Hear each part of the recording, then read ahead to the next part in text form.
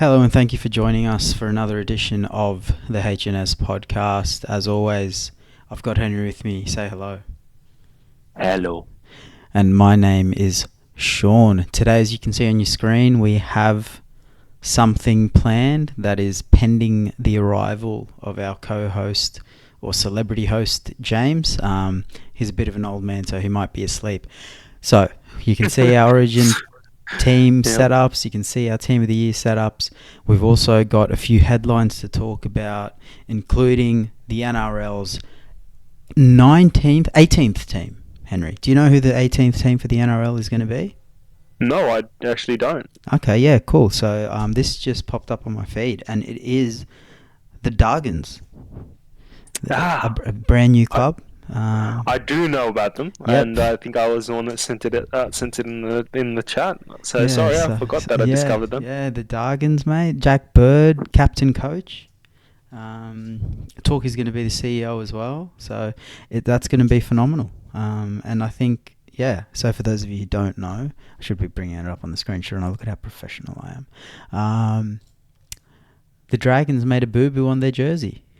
Henry, since you brought it to our attention, do you want to let us fill It us in? is, yeah. So I mean, if you're looking at the image there, or if you've seen it around socials, they essentially had the jersey ceremony giving, and with that there is the 150th game on it for Jack Bird. Along with that, it tells you about the team you're versing and the team that you're playing for. And essentially, in that, it had Dargans instead of Dragons. Yeah, I think that epitomizes what the Dragons are. They've got some great people doing some great things, like a player playing so many games, and then they've got other people at the club who misspell their own company name. That That baffles me, right? And I kind of said it on there, and it frustrates me because I love the game of League, and I want it to become the next big sport because I just like it and I think it's that type of sport to become such a great sport in the world. But when you can't even get it right, those small stuff, processes. I mean, I get it. Time to time, you're going to have that, but that's where you have proper processes to like just stop minimize. those. Yeah. Yeah, minimize it. I mean, even when you gave the jersey to Jack Bird, he would have seen it. I mean, yeah, it's shocking that it got this far and it was shared on social media, hoping that people wouldn't pick up on it. If, let's say, they did even pick up on it prior to him actually bringing it on the game. Yeah, So, it's so bad. Like somebody had to come up with the idea. Somebody had to write the script. Somebody had to digitize it and send it off to the printing whatever, like whoever prints their jerseys. The jersey then had to be seen by somebody at the at the jersey company and said, "Yep, this is the design we're going to put on." It then got made, given to the Dragons, and the merch guy, who by this time it would have been too late, laid out 21 copies of jerseys for everyone. I'm Then, just like shocked you because said, the players put them on. There's so many points of where you can stop this. yeah, and what shocks me is that the fact that you have so much. I mean, it's inbuilt in most computers now, especially when you're using Microsoft computers. It has spell check Yeah. almost immediately. So I don't get it. Like you see a Yeah. squiggly line under a name, you might be typing the wrong Mate, thing there, and mate. So it's spell check is so strong that it annoys me. Like I'm trying to spell a name or something, and there's a red squiggly line throughout my essay because I'm citing somebody who has a name that spell check doesn't recognize. And yeah, like it's exactly. so obvious, it's so annoying, it's so strong for normal English names and words, and this happens. And I think, like you said, it's endemic of the little things all building up in the game that keep holding us back. And you know For what? sure. This is a very much a suburban club issue, Oh, 100%. right? And this is, you know what? It reminds me of the whole Jersey issue. Oh, not this one is not as big, but I say in equivalent state of just approval processes or processes in general. The whole incident in Manly. and Pride round. I think that is just those. I thought that would have given light to certain processes that people should start implementing, where there should be approval process and people should be checking things Yeah, what's the thoroughly and corporate properly. word? Alignment or something? Yeah, Yeah, like far out, man. Just structure it properly. It's not difficult. And like Tigers fans going off at Shane Richardson and non-Tigers fans going off at Shane Richardson for being professional and saying, "Oh, you're gonna lose the magic of the club when you move to a core," which maybe Leichhardt has a magic, but dead set, man. This is a suburban club issue. Like, no professional club makes this problem.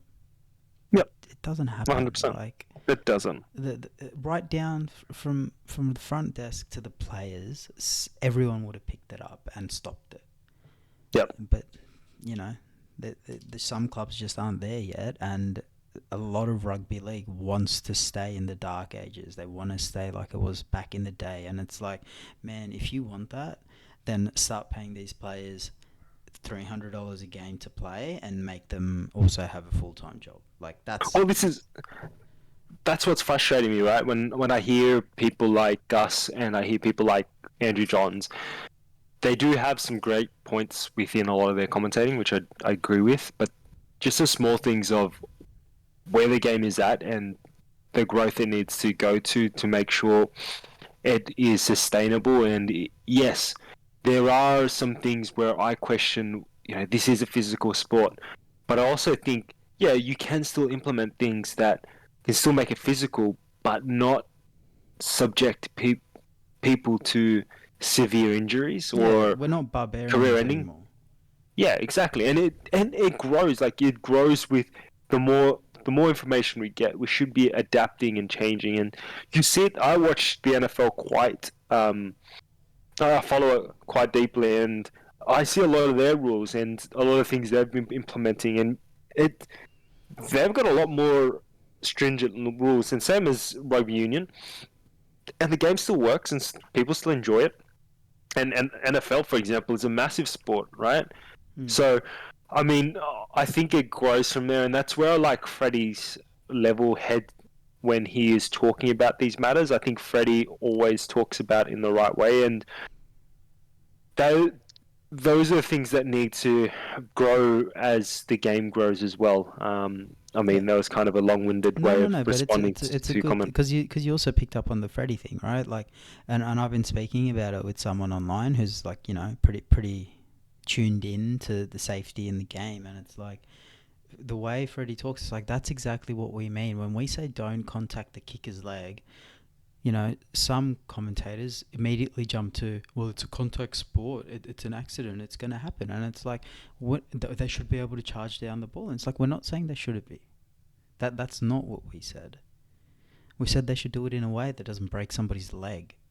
Like, Exactly. and Freddie gave a good example. I think it was on Sunday Footy Show. And we're harping on about the Channel 9 commentators. I don't know about you, but I do that because I literally don't watch Fox unless it's to watch a live game. Like, I don't watch 360. I don't watch whatever other shows they have. I just don't. So I can only criticize Channel 9 because I don't even watch Fox. It's that bad. I don't know where you stand on that, but that's why we're not talking about anything on Fox. At least why I'm not talking about anything on Fox. Well, I think Fox has its elements for some reason. It's because I listen to the podcasts and mainly because I we listen to just consume podcasts. Channel 9 Content a bit more. Yeah, correct. That's why. During the games on Fox, I kind of tune out sometimes. Exactly, bro. Same. But anyway, Freddie was like, if you look at the line, Viliami Kikau runs to charge down a ball, it's outside the foot, and it's like, yes, thank you. That's what we want. We want players coming from an angle where by the time they tackle the kicker, right? Because you're allowed to tackle somebody with the ball as long as you time it properly. It's either tackling the hip on the side where the leg is kicking the ball, so at the end of the swing phase, so you've kicked, you've followed through, your leg is now turned, and you've got an exposed hip and ribs, you tackle in there, or you tackle them as they catch the ball on the other side and get the ribs in there. And that's how you pressure them. Not, running at their leg late while it's swinging with force, with your arms out willy nilly. Like that's not what we want, and we need to grow. And there are people within the game that don't grow, and there's so many examples every week that we talk about of just the lack of growth in the game. Suburban stadiums, safety, jerseys, scheduling. Like there was backburning happening in Campbelltown, and they had to move an NRLW game last year. Backburning is planned in advance, right? It's not something that they just wake up one day and they're like, yeah, we're going to go do some backburning next to the stadium. Like, sort it out and like have some due diligence done and see if the air quality is going to be enough for your players to breathe to play the game, or schedule it somewhere else. Like, it's those little things that you should do. And I'm not saying you're always going to get it right. The game's going to need to be moved, but move it earlier instead of the day before. That was a random little tangent, but yeah, it's and speaking of barbaric, something else the game needs to sort out is how we treat our referees, and specifically our female referees. But I think this is a general conversation. Actually, I don't. There's a gender aspect to it that's very toxic and very real. But I think we'll start off with just in general how we deal with referees, and we've criticised referees on this podcast before. But I've also said I don't blame them fully. I blame a lot on management and leadership for the referees, and we've given fixes for that. But I don't know if you've seen online. Have you seen any of the online commentary? No, I haven't. Okay, So mate, it's got no idea what's going on. It went off. So the referee cycle is usually on socials. They get yelled at during the game, after the game, until the next game, which is when the next referee gets yelled at, and then once all the games are done, the media companies will pick out 2 or 3 of the biggest trending controversies on socials, blast that on their post-match, because it's great content, right? Because why would you put effort into your post-match? And then those few things trend until the next day where there's more games, and then they're forgotten. I didn't watch the Tigers Bulldogs game, but I have watched other games Casey Badgers refereed, and after the Tigers Bulldogs game, everyone went off. Just absolutely off. Going in on her, but then it sort of turned into a gender issue, and then just some of this, like you can imagine some of the tweets that were coming up. And it started to become, it was used for political motivation instead of a genuine critique of a referee, right? Because I'm not saying you can't criticize a ref, but the way you do it and how you do it is perceived. And I will bring up Dr. Brad Robinson. Dr. Brad Robinson. And that's a shame. I didn't actually hear about it because I don't follow a lot of things on Twitter and stuff like that around the footy. So I mean, I'm not on Twitter at all anyway. So hearing a lot of this stuff, I mean, I did hear a bit of it. Yeah.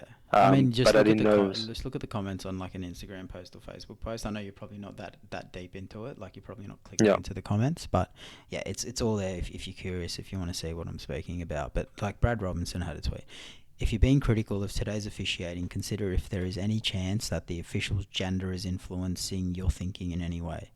It may not be, but I suspect for a number of individuals it is, right?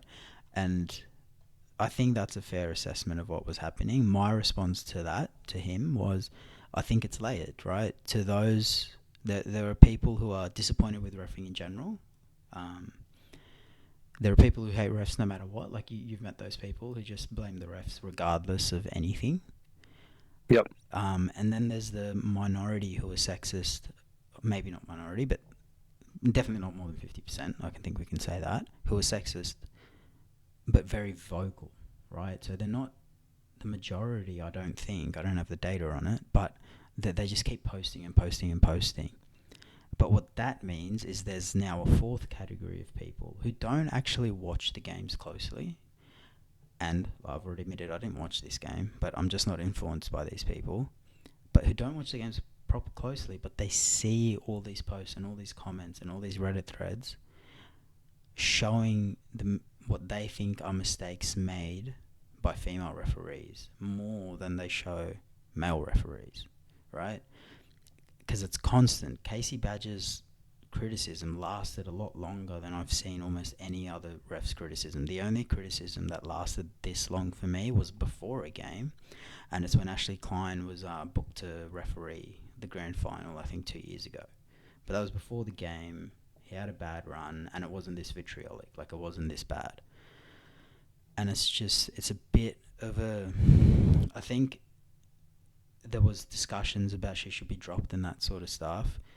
Putting aside fans saying she should be dropped, if obviously we don't know how she's feeling and we can't put ourselves in those shoes, both being men, but if you were being attacked for some reason and the NRL came to you and gave you two options, it's like, mate, we're not dropping you, but you can either referee this week or not referee this week, remembering how much public pressure is going to be there. What decision would you come to in response to that question? Would you be refereeing this week, or would you ask for a little bit of a rest? No, I'd ask for a rest. Yeah. I mean, I would like to say I'm a bit of a hero and I'd just do it anyway. Yeah. But realistically, I mean, if I was under that much pressure and people are just telling me off and I've had weeks on weeks on it, I think it will play up in your mind and it will affect your decisions. Your decisions are going to be affected. People don't realize this. Referees do read these stuff or hear about it, and it, unfortunately, like anything, when you go to work or you do anything, right, you're under pressure and you're hearing the same issues or problems that you're probably facing, and it's going to happen. You're going to let that play on your mind, and it's going to give you that, you know. So I'll be honest, I probably would do the same thing. I would probably ask for a rest as well. Now, Casey, I don't know if the option was given to her, but Casey will be refereeing a game this week, the Roosters game. I hope, and I don't have much faith, I hope the NRL have put in the best of the best support around her in terms of everything. So linesman, bunker, getting in and out of the game. Like, I hope that they have a plan to her safety might, like, I hate to say it, but if she has a 50-50 call in that game, which every game has a 50-50 call, would they need to decide what they're going to do if a plastic bottle gets thrown at her or something, right? I hope they're supporting her in every way, because from what I've seen, some of the calls that she's getting hate for, she didn't even make. Like, there were calls that the linesman or the bunker were responsible for. Like, that hip drop was reviewed by the bunker, and it wasn't sin bin, like the agency's a hip drop. I don't know if you saw the replay. But yeah, I saw that replay. But, like, everyone's like, why didn't she bin him? And it's like, there is a bunker that makes that decision. You know that, right? And these are the sorts of people we're dealing with. So I hope that during the Roosters game, she's very heavily supported. Actually, I should say, full disclosure, I've met Casey. Like, we're not friends or anything. I've just met her once through work. She's great. Like, she's smart, she's articulate, she's strong, she's fit, like, as in running around everywhere, doing everything. Really organised, great leadership. She was training up the New South Wales Rugby League refs coming through. So I don't doubt her professionalism and her ability, but it's just, I hope the support is around her for that, and I hope the game ends up handling this the correct way, because if they don't, they could give more ammunition to the sexist side of people, and that will set the game back a number of years.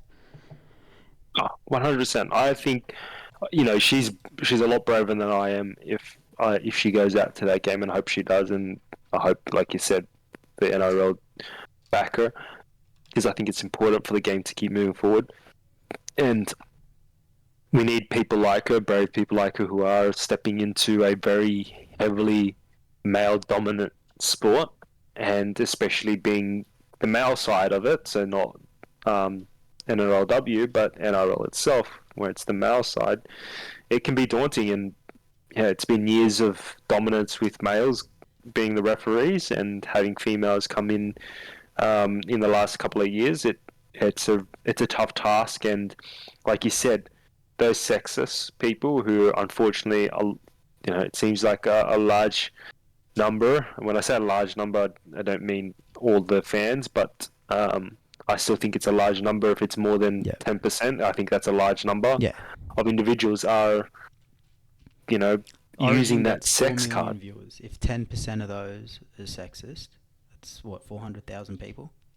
Exactly. So that's how, that's what I think about it.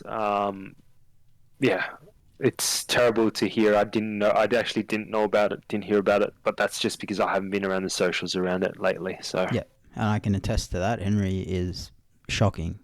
Also, he doesn't even follow us on Twitter, the prick, which yeah, is H and D S Poddy across Instagram, Twitter, and YouTube. So it spells hands potty, but that was an accident.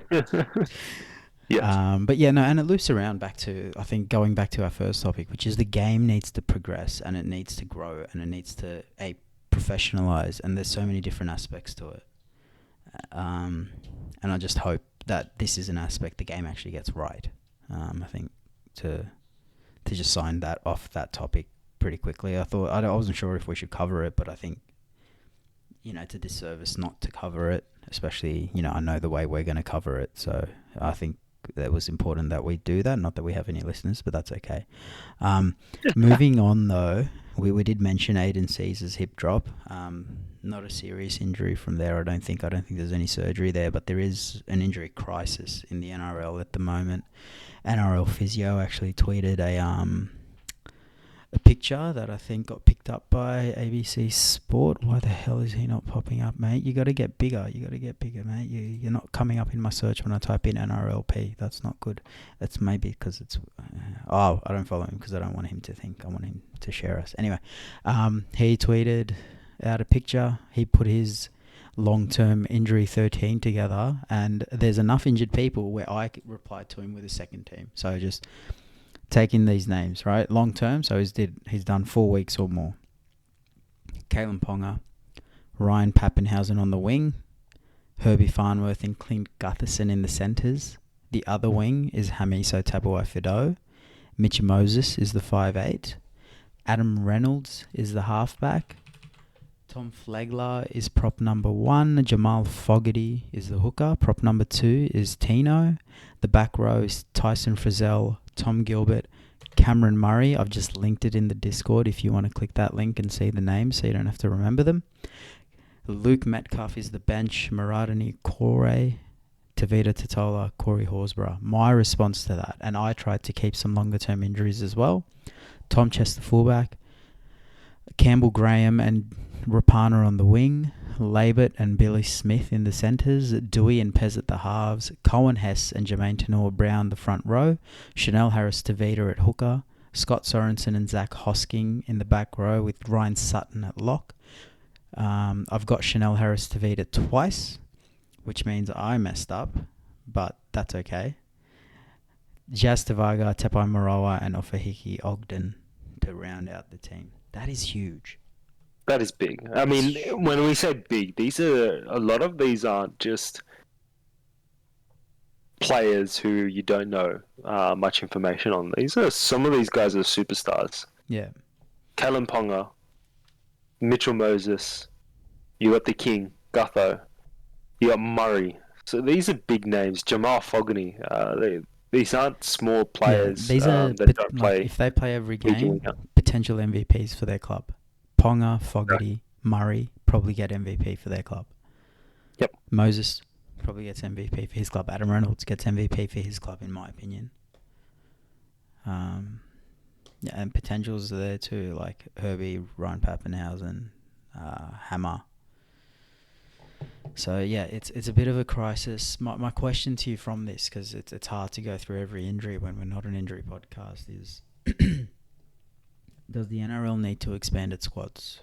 Do we need to do something to increase the replacement pool?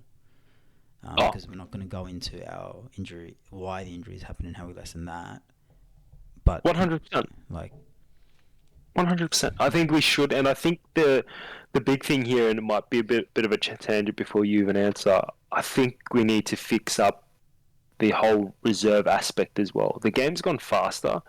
We are a lot stricter with head injuries. I'm still confused on the 18th man. It's ridiculous. I feel like I'm still confused on the whole rule. I'm like, why aren't the 18th man when they've only got 2 people left on the bench or 1 person left on the bench? I feel like it increases injury. You lose more than two people on your bench, you should be activating the 18 man without a question. I'm just it. I think it helps reduce I mean, I injuries. I go would back love to, to see the stats on it. like what you said is probably more realistic, but I'd go back to just have a 5-man bench. You can only use 4 of them. Yeah, It and if 2 people are ruled out of the game, you can use all 5 if you've already used 4, like that type of thing, yeah, right? Like, yeah, exactly. They should be. It should be a bit easier like that. And but I just want to add some more things there. It's yeah, it's that issue where we're not looking at expanding different parts of the game because we've set it for such a long time.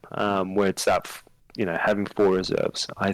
I think officials aren't looking at it deeply. At least from my point of view, I don't think there's enough noise from them to kind of, I guess, permit that they're actually doing something. But I don't know. It frustrates me. We haven't resolved that issue, and I think it's going to be an ever-growing present thing that the game has. yeah, You look at you look at sports like NBA, NFL. Yet again, I go back to NFL. NFL is a bit different. You've got hundreds of people on the one team, and they kind of go in and out as the game goes. But that helps reduce injuries in general because the player's not playing the full game continuous. their The exposure other isn't as thing, high. yeah, the exposure time is less. And in the NBA, they have enough in the squad as well where your star player can rest throughout the season. It's a bit different. It's 82 games a season. I get it. It's a lot more games and it's multiple games a week. But NRL isn't one of those sports where you can recover in a week sometimes. It takes a couple of weeks to recover from some injuries or just some brutal games. Yeah, and it's I think first thing we need is to have a proper reserve grade. We need to have another second tier that is the same clubs. We don't like splitting it between the states. So Q Cup and New South Wales Cup is like a huge issue because we're not condensing the talent to promote the talent, if that makes sense. Now, it's great that these players, that we have more players being exposed to playing with people like Lachlan Ilias when they come back, but we need to focus our development because I think we're starting to see a bigger gap between the state cups and the NRL. So I think we need, similar to Toyota Cup when they had that, I think we need that but with no age restriction, so it's not just kids. I think we need to have a proper second grade system. I understand why it's not going to happen, right? For those of you who don't know, the New South Wales Rugby League and Queensland Rugby League have representation on the board for the NRL. That's just how it's structured. So, in their self-interest, they will vote down anything that will weaken the state cups. So I don't know how the game gets around having a reserve grade, but it needs to happen, and that's where the leadership of those in charge, like I hate to say it, Peter V'landys and Andrew Abdo, needs to come through, and they really need to lay the foundation. Even if they don't execute the plan, they need to lay the foundation for building this because we can't rely on a college system. There's not enough money in Australia to do that. We can't rely on a whole different entity developing players and then us taking them in a draft. That's not how it works. So we need to have a South Sydney Rabbitohs too.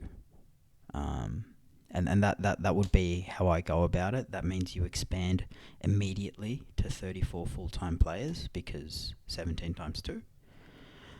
But with our 5-man benches, that goes to 36. And you count for injuries, I think very quickly over the next few years, if I was running the NRL, I'd have one more expansion team so we can get an extra game per round. And beyond that, I'd expand squads to 40, 45 before I think about new teams coming through. I'm not saying we don't have enough talent. I'm just saying we need to flesh out these squads so there's not a signing frenzy when the new club comes in and things are a little bit more stable. Yeah, agreed. Yeah, so that's how I do it, and I think most people are across that. We're also going to go to the landing pages or the where Andrew Fafita might land. It's come out that he's going to look to leave. Penrith, Roosters, seem to be the two biggest options. Raiders were in the race the last time he threatened to leave, but then said he was staying. So I don't really know what's going on with his contract and how he's been allowed to leave like 3 times in the last 6 months. But hey ho, where do you think Andrew Fafita ends up? I feel like if he's going to pick like for like, it'll be the Roosters. When I say like for like, coming from a coastal place where I feel like it is reminiscent of his hometown. Oh, well, not his hometown, but at least where he's living at the moment. I think Roosters is going to be that more natural feel to him, or at least feels a little bit more natural. I think that's what's going to really bring him across. So yeah, Roosters, Roosters because of that. But I think for his career, if his management team's thinking about it, and he's thinking about it, and he wants to build like, I guess, build his career up, because I feel like for me, David Feeder has really gone downhill since leaving the Broncos. Since his debut season, I think all the hype to him. He's still a great player and he's still dominating in some ways, but just he's still lacking so many things that I don't think he's actually improved at all in the last couple of years. He's still a wonderful player, and that's what I mean. He started off so skilled.